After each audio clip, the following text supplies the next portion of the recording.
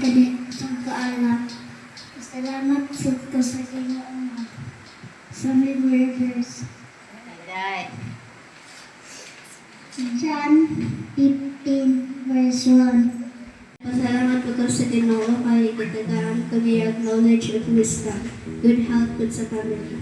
Pasalamat po ko sa memory verse. John 15 verse 1 to 3. I am the true vine and my Father is the husbandman. Every branch in me that beareth not fruit he taketh away, and every branch that beareth fruit he pruneth it, that it may bring forth more fruit. Now ye are clean through the word which I have spoken unto you. Amen. King James man.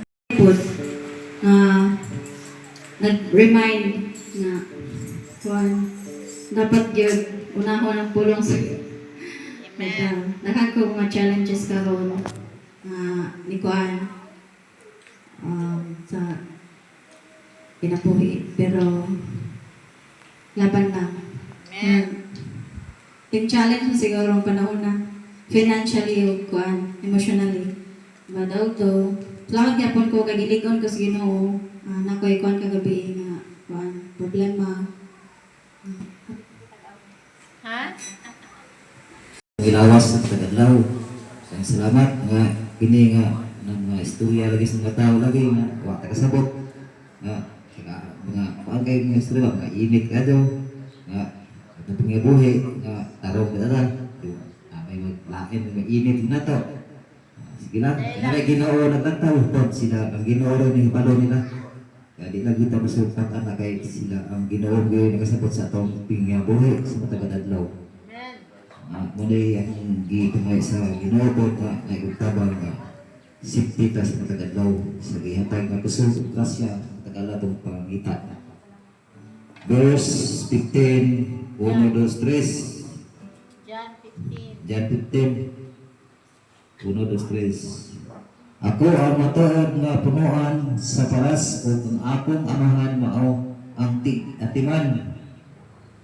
John 15 to Putyon niya ang tanan kung sanga nga dili mamunga o pulungan niya ang tanang sanga nga mamunga aron kini mahinlo o mamunga daghan. John 15:3 nahinlo na kamo pinaagi sa pulong nga akong gisulti ka ninyo. Oron na mi pangayo. Amen. Dahil pruning na sa Ginoo. Hinlo ang atong mga sanga, unya manalingsing, unya mamunga na po. So, yun na ang pag-interpret sa kinabuhi para dili tama daog sa panulay. So, maayo gihapon ang Ginoo. Huwag ako siyang gidayeg sa mga panalangin, ngayang gihatag. Actually, karon nga week challenging kaayo, especially sa akong physical aspect. Dagan ko gipamati sa lawas. Pero salamat sa Ginoo na nasimba gihapon. Dahil ko Lord, kanang dili sa ko mo give up kay Domingo ra baron, kinahanglan masimba gid ko. Luya kay salamat sa baka na tabang Lord, tabang. So, pero ang Ginoo maayo gyapon. Sadya mo tawag ta niya, tabang gid siya. Amen. Gipabangon ta sa Ginoo, naligo, ug naabot ta diri sa simbahan. So, ang ibalik sa Ginoo ang pinakataas nga dungog ug himaya. Amen. Verse of the month, which is John 15, 1 to 7. I choose 1 to 6. So here we go. I am the true vine, and my Father is the vine grower. Every branch that does not bear fruit, he takes away, and every branch that bears fruit, he cleans it so that it may bear more fruit. You are already clean because of the words which I have spoken to you. Abide in me and I in you. As the branch cannot bear fruit of itself unless it abides in the vine, so neither can you, and unless you abide in me. I am the vine, you are the branches. He who abides in me and I in you, and I in him, he bears much fruit, for apart from me you can do nothing. If anyone does not abide in me, he is thrown away as a branch and dries up, and they gather them and cast them into the fire, and they are burned. And just an idea of the 7th verse. Special number. Singing, give us clean hands.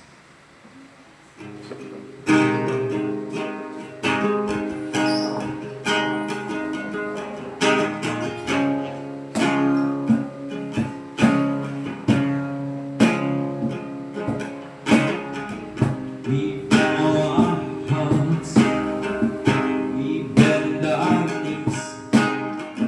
Oh Spirit, come assemble.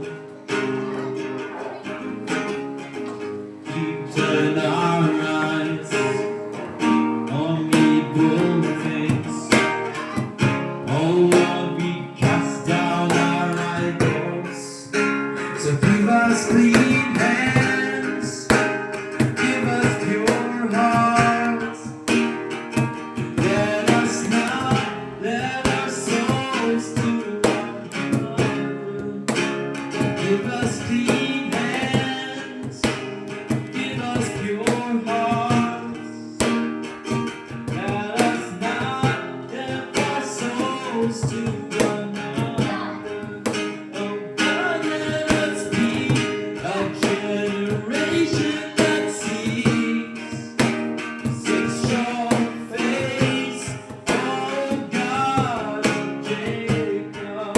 Oh God, let us be a generation that seeks your face, oh God of Jacob.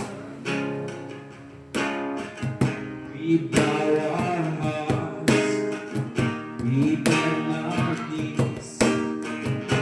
Oh Spirit, come make us humble. Yeah,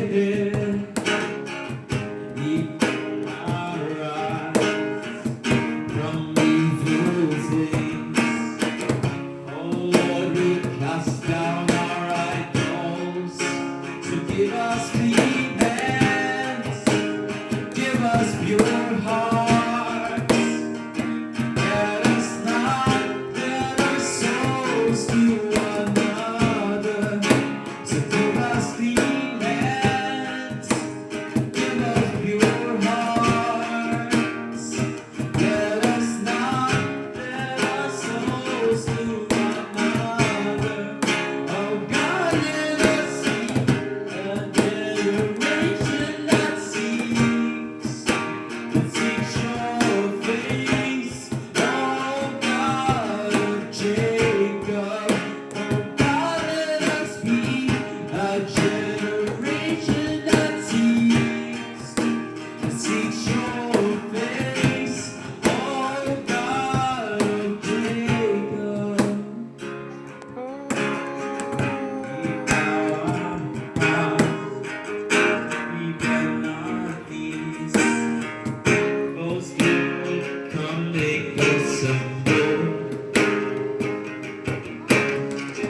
We turn our eyes, all evil things.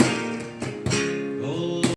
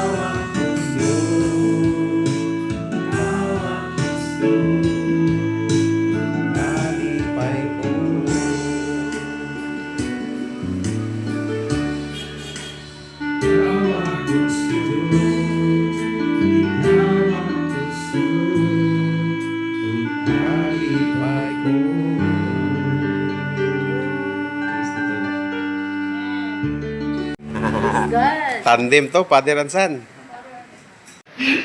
Salamat kay Aris Bundon. Salamat kay nagsaram Aris Bundon at ulang i-pray nga ani na siya mamuhat din lugar. Amen. Magdagdagan ka nga bit mga alag. Kaya dito sa iyang ikuanan, naghanap kayo sila rito. Katusan na. Adasik iyang grupo. Unang ni Berito kay tungod kay namin na rin ang makita natin atong pagpangalagan. Amen. Amen. Naghanta, kita natin buhat. Atong ginabuhat mo. Salamat anong para kayo kailangan usok. Kailangan kundi ng Diyos. Ako may mga buhat. Ang katubag kumaw kini. Akita ato sa inyong pagtuo nga walay buhat ug pakitun ko ikaw sa akong pagtuo pinagi sa akong mga buhat mag-amputa sa pagsugod. Amahan nga labing balaan, salamat ng kabutagon, salamat kay igsuunan nga naakaroon Lord ang safety nga nag-abot din sa balay kugumanan. Salamat Diyos sa inyong pulong nga among pag-hiskutan karon. Ang inyong pulong empower ang imong Holy Spirit, Lord. Magdala ni Ginoo. Si Tiago naman, siya ang doon na siya iglesia dito sa Jerusalem. Wala siya mutuo nga si Jesus Misaya o manluluwas. Si Santiago wala mutuo. Igsuon na siya. Yang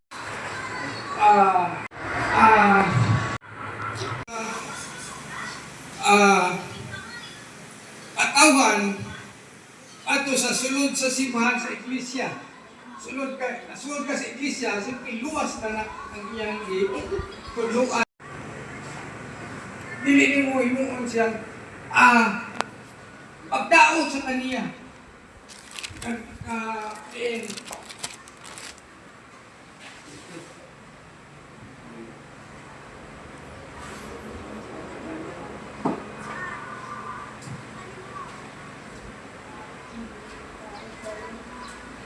Ingana no, ang gugma, una kay gugma, aron sa pagsimba, dili ka Tando? Mas mura ba ka doon? Pwede ba ka maingon nga dili ka dayo? Okay? Okay, sa verse, Romans chapter 6, verse 4. Romans 6:4. Tungod ni ini, sa pagbunyag ka nato, gilubong kita, ako naman nag-explain, uban kaniya, ug miambit sa iyang kamatayon, aron ingon nga si Kristo gibanhaw, sa mayaong gahom saman, kita usab angay nga magkinabuhi sa bag-o kinabuhi. Kaya kung naiusa kita kaniya diha sa iyang pagkamatay, naiusa usab kita kaniya, ngun banhaw na kita, ingon sa gibanaw siya. Okay? Kaya nasayod kita nga ang atong daan nga makasala sa pagkatao gilansang na uban ni Kristo aron malaglag kini og dili na kita maulipon sa sayod. So importante di ang baptism no.